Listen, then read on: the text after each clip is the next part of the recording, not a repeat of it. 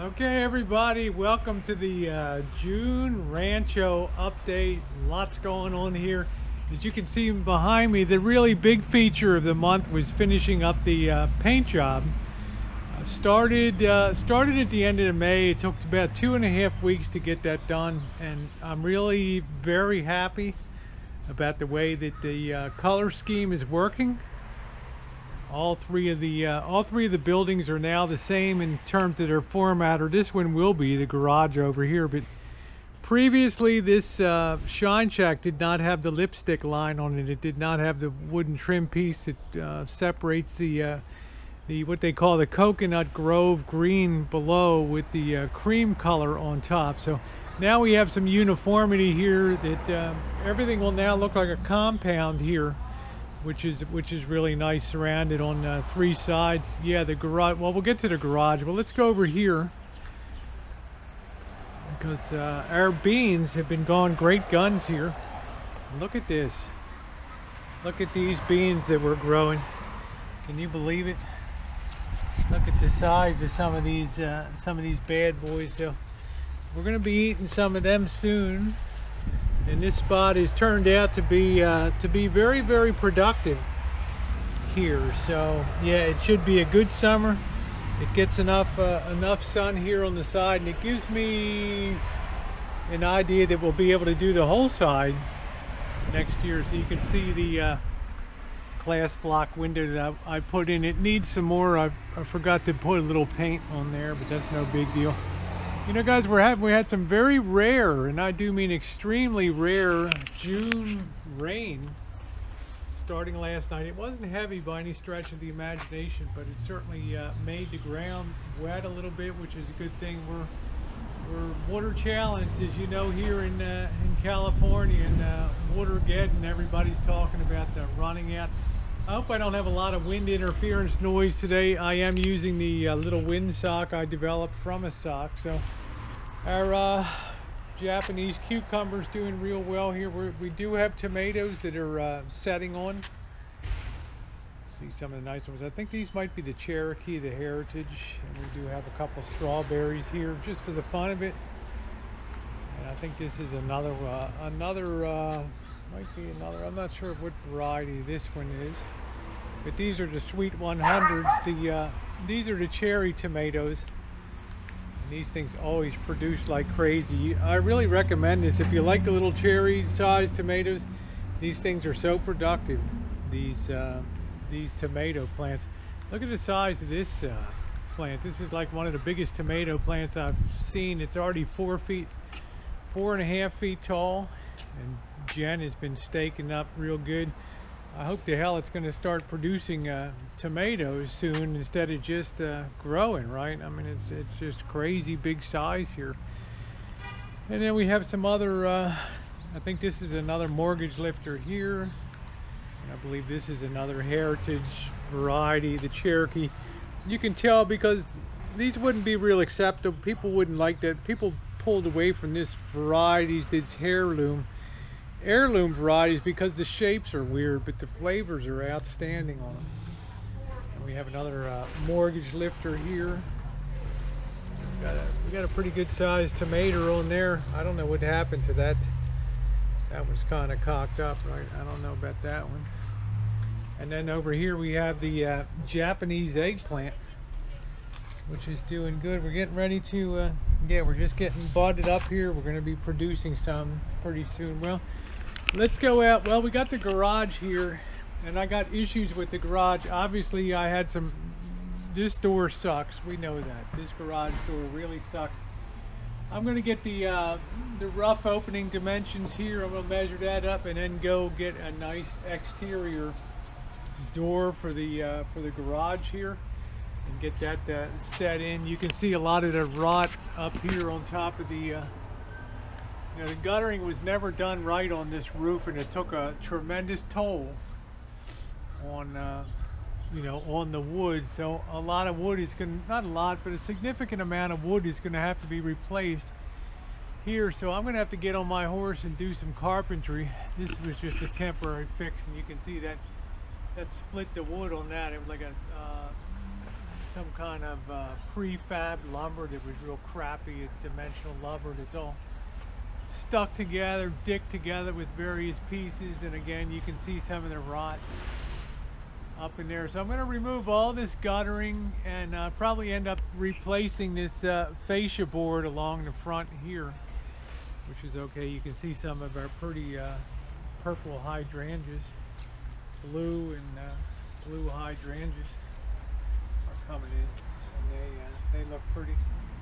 These I planted 3 years ago. The hell they call them, bottle brush, because the flowers on it look like you would use to clean a test tube in chemistry lab, so they call them bottle brush. And we had a heck of a bloom. The hummingbirds really love these. Let's go to the back here, chooch along the back. And it turned out to be a pretty delightfully cool day today. Get that up a little bit. And Monday was just wretchedly hot. And yesterday wasn't too bad. At 4 o'clock that marine layer comes in and really cools everything down. I did manage to cut the grass back here on yesterday afternoon, so I got that out of the way.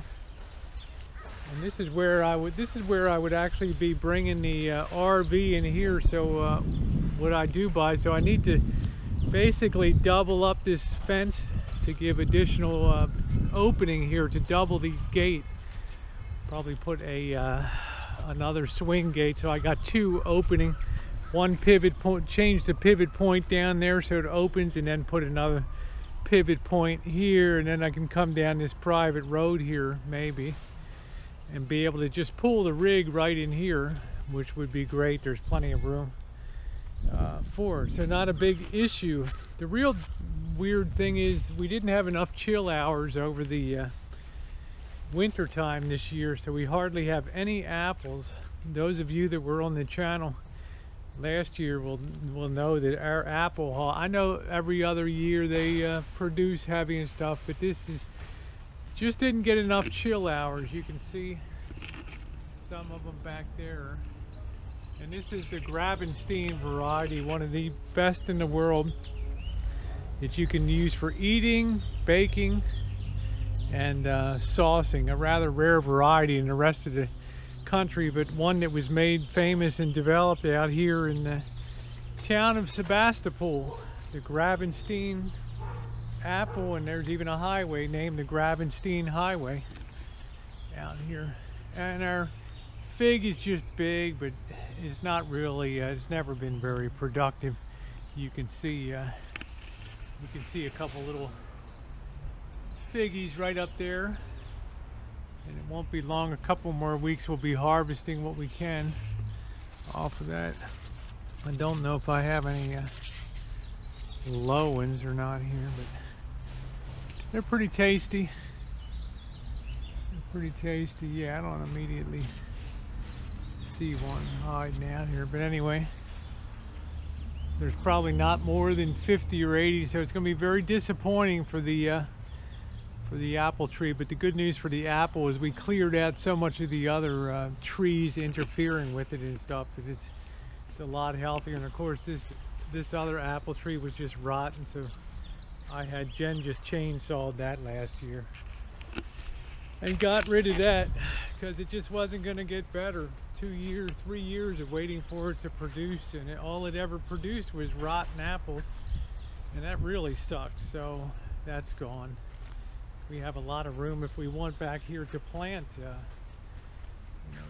additional fruit trees, but we got plenty. Let's go over to the orchard now, and some of our lumber we stripped off. And doesn't the shine shack look nice? All the colors just blend so naturally into the landscape. I think it's really really lovely looking. We have a very light, we didn't get much fruit set this year on plums. You can see some of the plums up here. These have a couple more days. These are the Santa Rosa plums, and I bet we don't get more than a dozen this year because we just did not get enough chill. You need like 300 to 400 hours to be able to get fruit, but isn't that color beautiful? And if you've never had the Japanese variety plums, they're as tasty as can be. And this is our elephant heart plum tree here. We got one on there. These come out about the August or so, late July and August.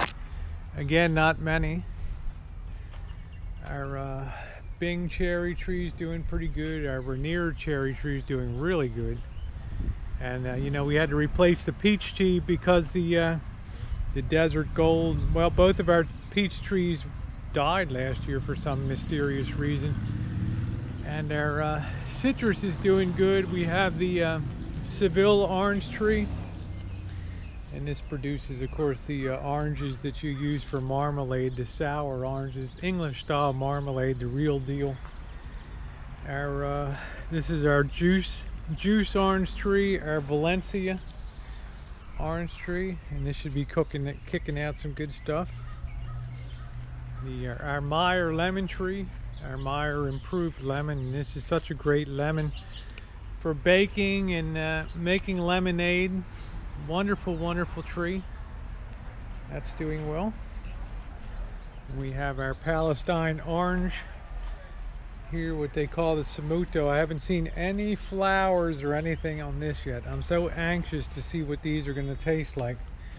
They're the Mediterranean market orange that you would see in Tunisia, North Africa, all through Palestine, well, what we call Israel today, and through there. And here's our Robertson navel, which is really our earliest navel orange. So, okay, well, there it is, the house in all of its glory. And I especially like it when you come around the corner over here. Nice, all the work paid off. And